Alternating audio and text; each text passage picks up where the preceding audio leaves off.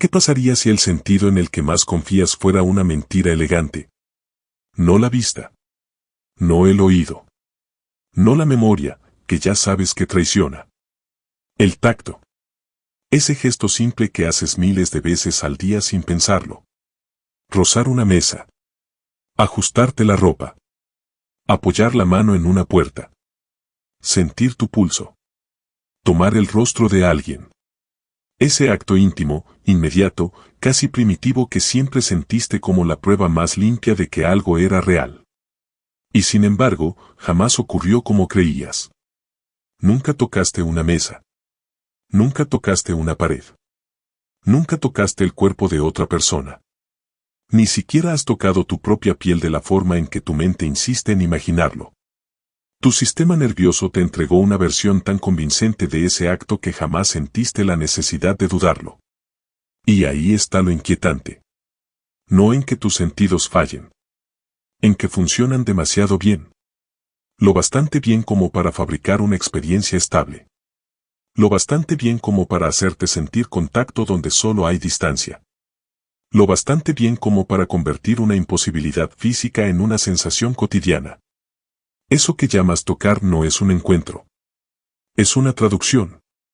Un evento interpretado. Una lectura nerviosa de algo que nunca llegó a convertirse en contacto real. No estás sintiendo unión. Estás sintiendo límite. Y la diferencia parece mínima hasta que comprendes lo que arrastra consigo.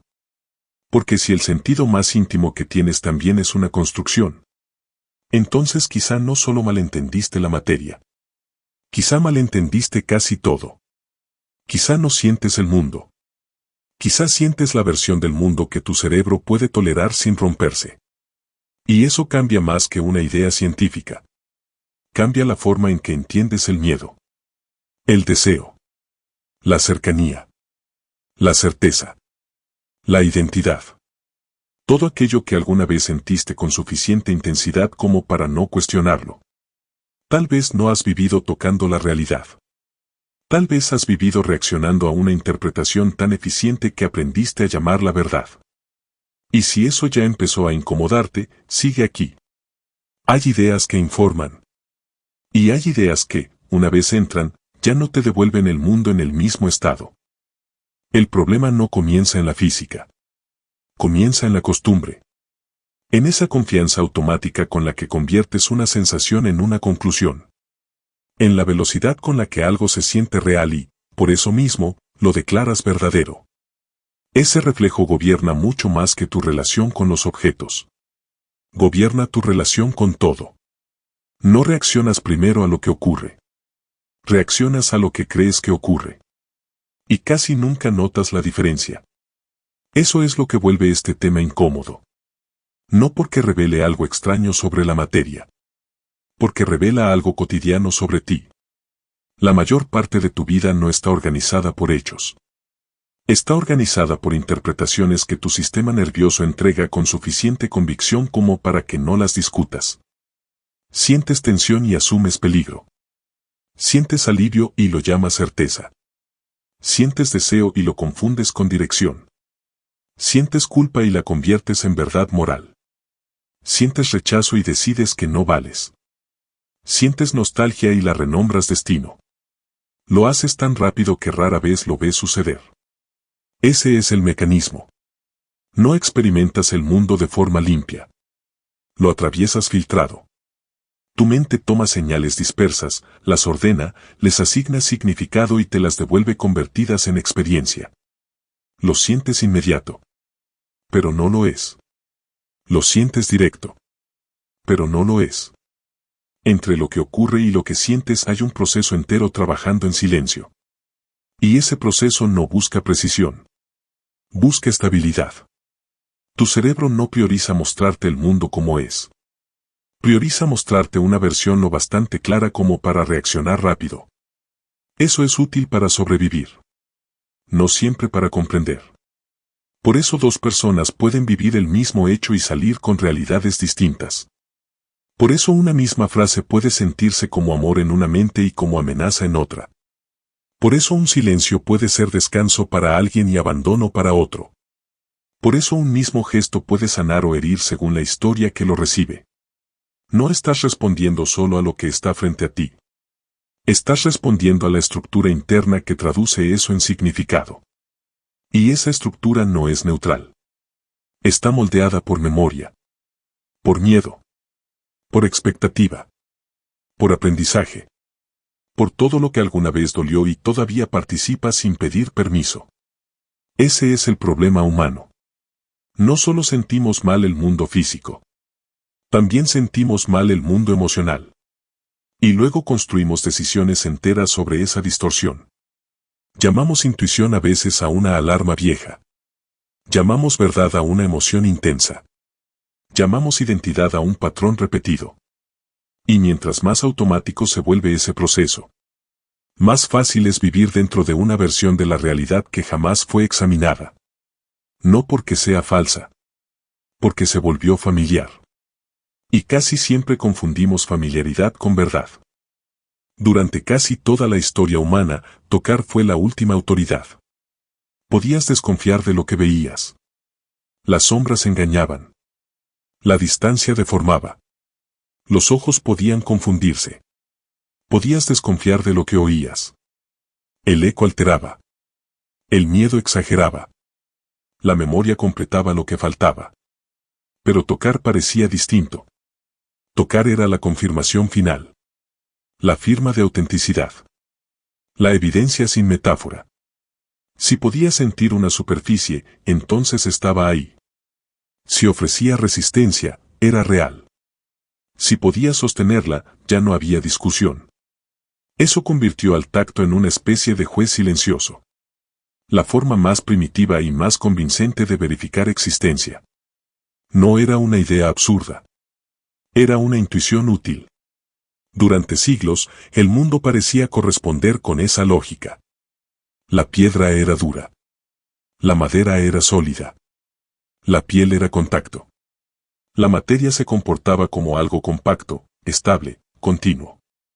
Lo que estaba frente a ti parecía exactamente lo que era. Y por mucho tiempo, esa ilusión fue suficiente. El problema empezó cuando decidimos mirar demasiado de cerca. No con filosofía. Con instrumentos. La sospecha no nació en un templo. Nació en un laboratorio. Y fue ahí donde el mundo empezó a perder su disfraz. Lo que parecía compacto empezó a abrirse. Lo que parecía lleno empezó a vaciarse. Lo que parecía sólido empezó a mostrar costuras. Primero apareció el átomo. Luego su estructura. Después la grieta definitiva. La materia no era una masa cerrada. Era una disposición. Una forma improbable de orden sostenida por distancia. Lo que parecía bloque era separación. Lo que parecía continuidad era intervalo. Lo que parecía contacto era una interacción sin encuentro. De pronto, la confianza más antigua del cuerpo se volvió sospechosa. La mesa dejó de ser una superficie. La piedra dejó de ser un cuerpo compacto. La materia dejó de ser una cosa. Y con eso cayó algo más profundo que una idea física. Cayó una certeza psicológica. La sensación de que sentir algo directamente era lo mismo que conocerlo. Ese fue el engaño original. No creer que el mundo era sólido. Creer que la inmediatez garantizaba verdad. Ese error no se quedó en la física. Se expandió a todo. A las emociones. A la memoria. A la identidad. A la forma en que interpretas lo que otros hacen contigo. Porque desde el principio aprendiste una regla simple. Lo que se siente inmediato debe ser real. Y esa regla te ayudó a sobrevivir. Pero también te volvió vulnerable. Vulnerable a confundir intensidad con certeza. Vulnerable a creer que lo que impacta con fuerza necesariamente revela verdad. Vulnerable a obedecer sensaciones solo porque llegan sin demora. La ciencia no destruyó el tacto. Destruyó algo más delicado. La fantasía de que lo más cercano a ti es también lo más confiable. Tu cerebro vive encerrado en silencio. No ve. No escucha. No toca. No huele. No saborea. Nada de lo que llamas experiencia ocurre de forma directa dentro de él. Y aún así, desde esa oscuridad sellada, construye todo lo que llamas mundo. Ese es el detalle que casi nadie soporta pensar demasiado tiempo. El órgano que produce tu realidad jamás entra en contacto con ella. Nunca toca una superficie. Nunca siente temperatura. Nunca conoce el sonido. Nunca ve la luz. Solo recibe impulsos. Descargas diminutas. Señales químicas. Variaciones eléctricas. Patrones. Eso es todo. Y con eso levanta una simulación lo bastante precisa como para convencerte de que estás viviendo algo inmediato. Tu piel no siente objetos. Detecta cambios. Tus ojos no ven el mundo. Capturan radiación. Tus oídos no oyen voces. Registran vibraciones. Nada entra como experiencia. Todo entra como señal. La experiencia aparece después. Mucho después. Primero hay conversión. Después transmisión. Luego filtrado. Predicción. Corrección. Integración. Y solo al final, cuando todo eso ya fue procesado, aparece la ilusión íntima de que simplemente sentiste. No sentiste. Interpretaste. Pero la interpretación fue tan veloz, tan estable y tan limpia que aprendiste a confundirla con contacto directo. Ese es el truco central del sistema nervioso. No mostrarte el proceso. Solo el resultado. Tu cerebro no abre una ventana hacia la realidad. Construye un modelo de ella. No te entrega el mundo. Te entrega una hipótesis continua, actualizada miles de veces por segundo, sobre lo que cree que probablemente está ocurriendo afuera. Eso cambia radicalmente la idea de percepción. Percibir no es recibir. Es anticipar. No sientes primero y entiendes después. Tu cerebro predice primero y luego compara. La experiencia no comienza con el mundo entrando en ti. Comienza con tu cerebro intentando adivinarlo. Eso explica por qué puede equivocarse con tanta autoridad. Puede hacerte sentir dolor donde no hay daño. Amenaza donde no hay peligro. Presencia donde no hay nadie. Tensión donde solo hay recuerdo. No porque funcione mal. Porque funciona prediciendo. Y un sistema que predice no necesita tener razón absoluta. Solo necesita ser lo bastante útil como para mantenerte vivo. Eso significa que muchas de las cosas que sientes con más intensidad no son reflejos exactos de la realidad. Son apuestas biológicas. Tu miedo no siempre describe el presente. A veces anticipa el pasado. Tu ansiedad no siempre señala peligro. A veces solo detecta incertidumbre. Tu deseo no siempre apunta a lo que necesitas. A veces repite lo que ya aprendió a perseguir. Tu experiencia no está hecha de hechos. Está hecha de inferencias tan rápidas que las confundiste con verdad. Ahora viene la parte que parece imposible hasta que entiendes que ya la has vivido toda tu vida.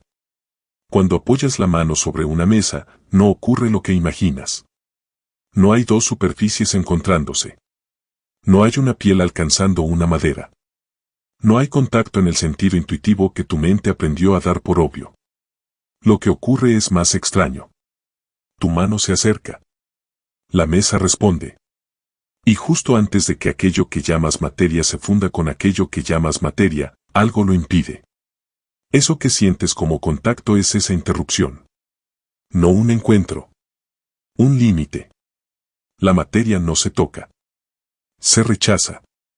Lo que tu cuerpo registra como solidez no es unión física entre cosas compactas. Es una barrera generada por fuerzas invisibles que impiden que una estructura atraviese a la otra. Lo que parece contacto es repulsión. Y esa repulsión tiene nombre. Electromagnetismo. La imagen mental que heredaste de la materia es demasiado simple. Te enseñaron objetos. Bloques. Superficies. Cuerpos cerrados. Pero en escalas profundas, eso no existe de la forma en que lo imaginas. Lo que llamas un objeto es una organización. Una estabilidad aparente sostenida por relaciones. El átomo no es una pequeña piedra. No es una miniatura sólida de lo visible. Es casi vacío. Un núcleo diminuto. Una inmensa región de probabilidad. Distancia. Tensión. Relación. Eso significa que aquello que llamas sólido está compuesto, en su mayoría, por espacio. Y sin embargo se siente compacto. ¿Por qué? Porque no sientes estructura. Sientes resistencia. Cuando los electrones de los átomos de tu piel se aproximan a los electrones de los átomos de la mesa, no se abrazan. Se repelen. No se mezclan. Se excluyen. Esa exclusión produce la sensación que tu cerebro traduce como tacto. No estás sintiendo una mesa. Estás sintiendo que no puedes atravesarla. Eso es lo que tu sistema nervioso llama contacto. Una imposibilidad física convertida en experiencia sensorial. Y lo más extraño es que eso basta para sostener toda tu intuición de realidad. Porque tu cerebro no necesita que las cosas se toquen de verdad. Solo necesita una frontera estable lo bastante consistente como para construir sobre ella la ilusión de un mundo sólido. La física no dice que el mundo sea falso. Dice algo más desconcertante. Dice que tu experiencia cotidiana depende de simplificaciones brutales. Necesitas sentir objetos aunque el fondo sea campo. Necesitas sentir solidez aunque predomine vacío. Necesitas sentir encuentro aunque lo que haya sea repulsión. No porque seas ingenuo. Porque sin esa simplificación, la realidad sería demasiado extraña para ser habitable. Y entonces entiendes el verdadero vértigo. Nunca tocaste materia. Solo sentiste como el universo te impidió atravesarlo. Lo inquietante no es que esto explique la materia. Es que también explica tus vínculos. Porque el mismo error con el que interpretas una mesa es el error con el que interpretas a otra persona. Crees que accedes a alguien de forma directa. Crees que conoces. Que entiendes. Que sientes a otro como es. Pero no. También ahí operas por aproximación. Nunca entras en contacto limpio con la mente de nadie. Nunca accedes sin filtro al interior de otro ser humano. Nunca tocas lo que alguien es en sí mismo. Lo que recibes son señales. Un tono. Un gesto. Una pausa. Una contradicción. Una mirada sostenida medio segundo más de lo normal. Un silencio donde esperabas respuesta. Eso es todo lo que llega. Y con eso haces lo mismo que haces con el mundo físico. Interpretas. Completas. Predices. Construyes. Tu mente toma fragmentos y fabrica una persona coherente. No te relacionas con alguien en estado puro. Te relacionas con el modelo que construiste de esa persona. Por eso el amor puede sentirse tan real y estar tan equivocado. Por eso puedes extrañar a alguien que nunca existió fuera de tu interpretación. Por eso puedes llorar la pérdida de una versión, no de un ser. Por eso puedes sentirte traicionado por alguien que solo dejó de coincidir con la historia que habías armado. No amas solo a quien tienes enfrente. Amas lo que tu sistema nervioso logró estabilizar alrededor de esa presencia. Eso no hace falso el vínculo. Lo vuelve más delicado. Porque significa que muchas veces no te rompen los hechos.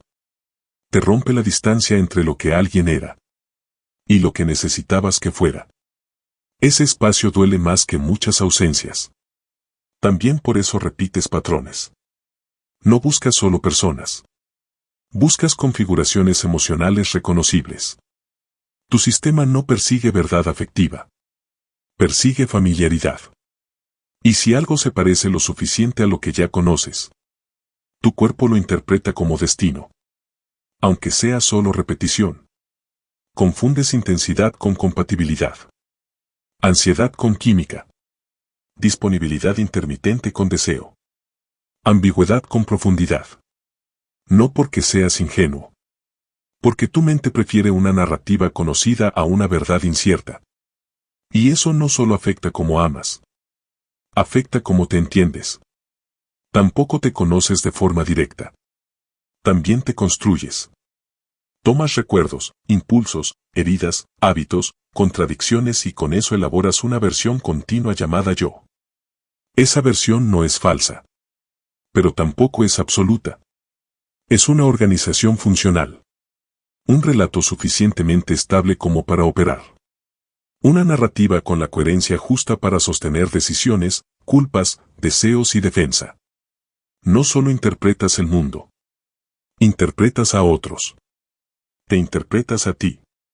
Y luego llamas realidad a la historia que mejor logró sostenerse sin romperse. Entonces no se trata de negar lo que sientes. Se trata de dejar de tratarlo como veredicto. Ese es el punto donde todo cambia. La mayoría de las personas no está dominada por los hechos. Está dominada por la autoridad que le concede a sus sensaciones. Sienten algo. Lo creen. Reaccionan. Y recién después construyen una explicación que haga parecer racional lo que ya obedecieron. Así se vive casi todo. No bajo evidencia. Bajo impresión. Y mientras esa impresión llegue con suficiente intensidad, la mente la acepta como si viniera firmada por la realidad misma. Ese es el error. No sentir. Confundir sentir con conocer. Tus emociones importan. Tus percepciones importan. Tus impulsos contienen información. Pero información no es verdad. Es señal. Una señal puede orientar. También puede deformar.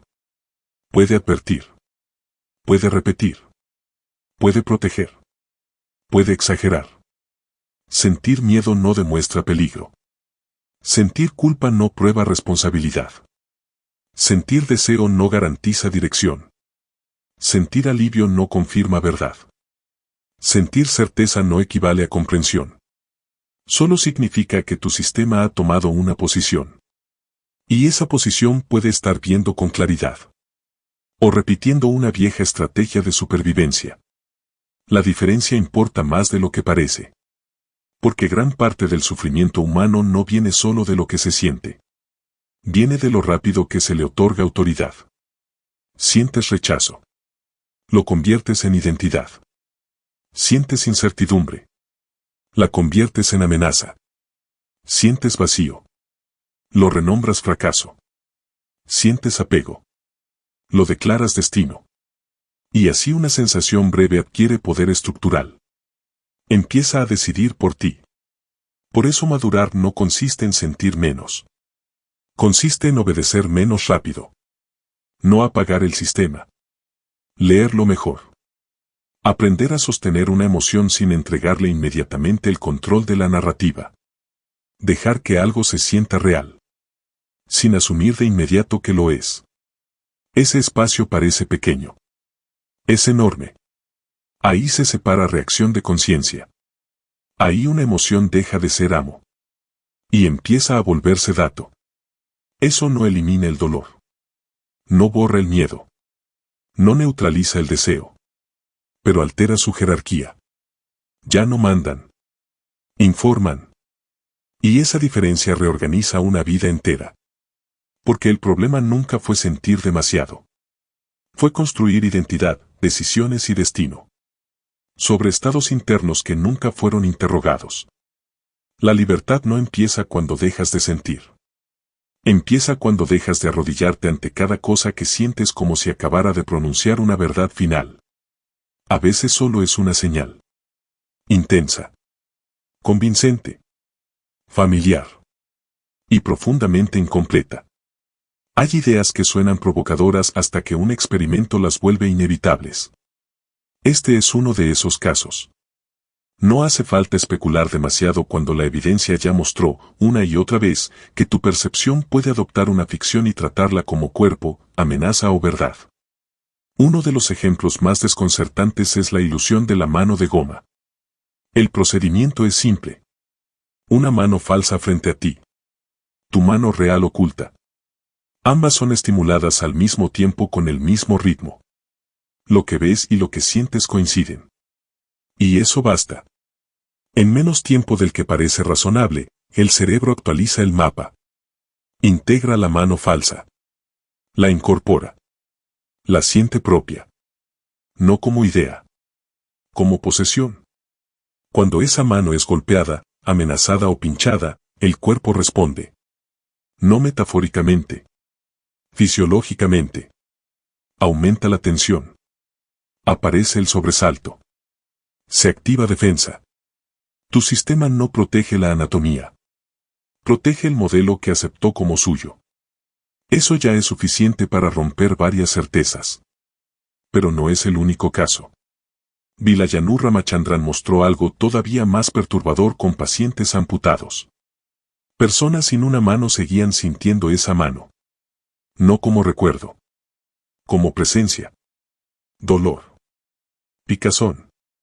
Rigidez. Calor. La extremidad no estaba. La experiencia sí. El cuerpo ausente seguía inscrito en el sistema. Eso revela algo brutal.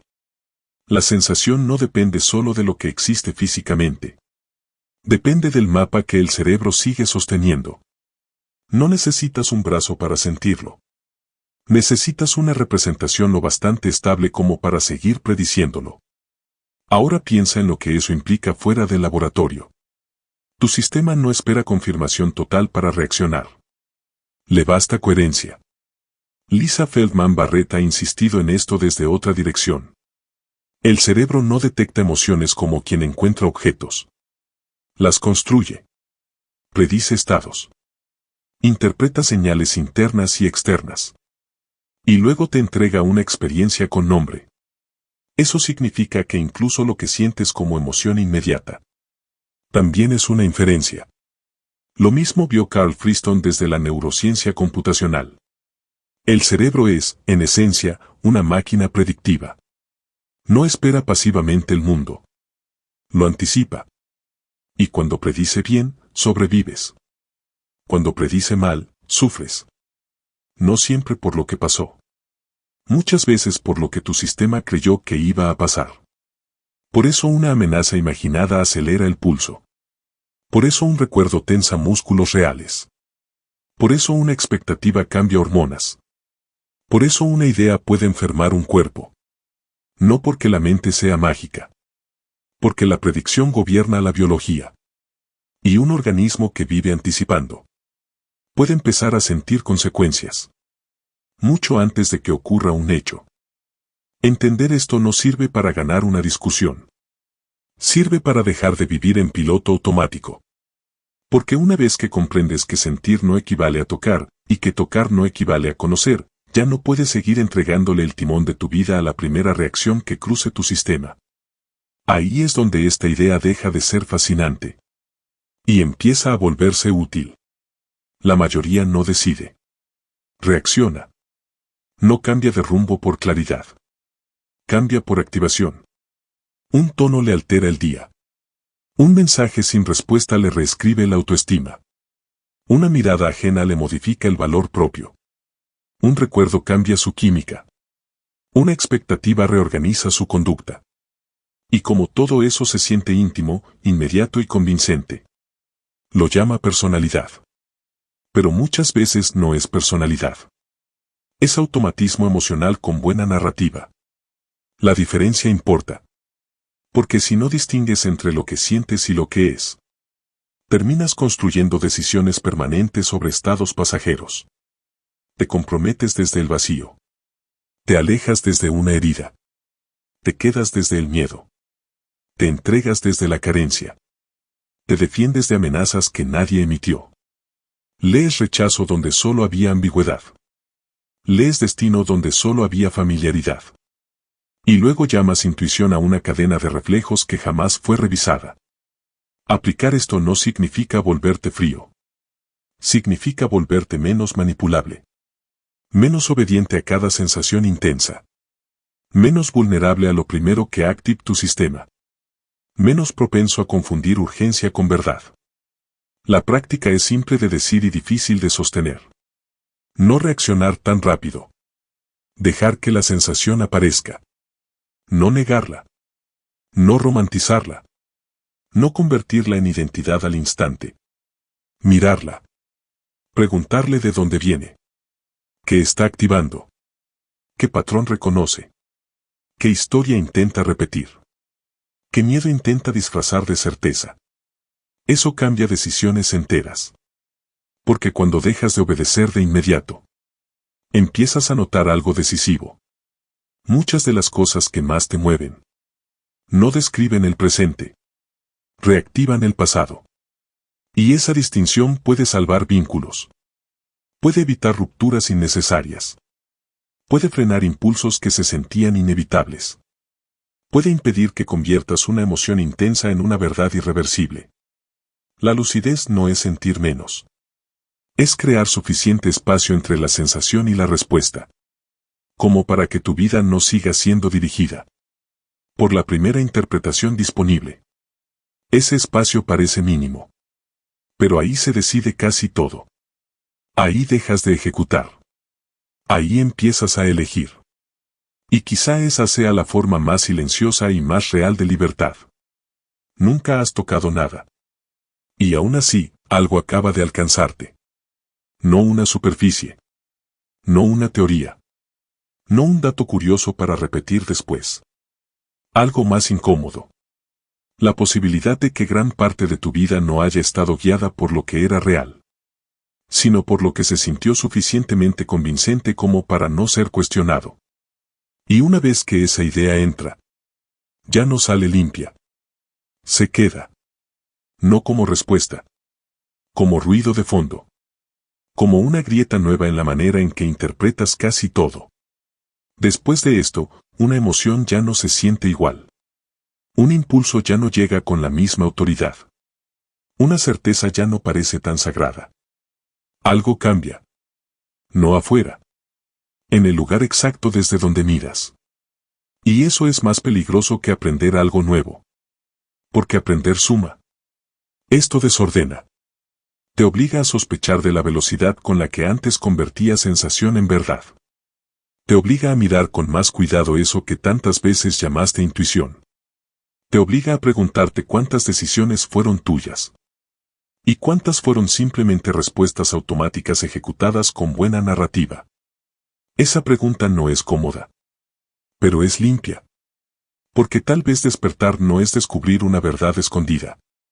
Tal vez despertar es notar cuántas veces obedeciste sin darte cuenta. Cuántas veces llamaste identidad a un reflejo. Amor a una proyección.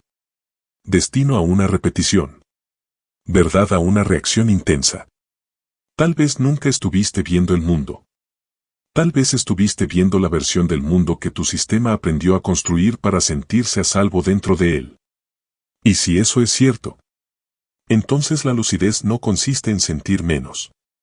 Consiste en dejar de rendirte tan rápido ante lo que sientes. Ahí empieza otra forma de conciencia. Más incómoda. Más sobria. Más libre. No porque te aleje de la experiencia. Porque te devuelve la posibilidad de atravesarla sin obedecerla de inmediato. Si este video hizo algo más que darte información. Si alteró, aunque sea un poco, la forma en que interpretas lo que sientes. Hazlo visible. Deja tu like. No como reflejo. Como decisión. Y suscríbete a Código Consciente si estás listo para seguir cuestionando esas certezas que antes parecían demasiado íntimas como para ser examinadas. Porque este canal no existe para darte respuestas cómodas. Existe para mostrarte lo que ocurre. Cuando la mente deja de confundir costumbre con verdad.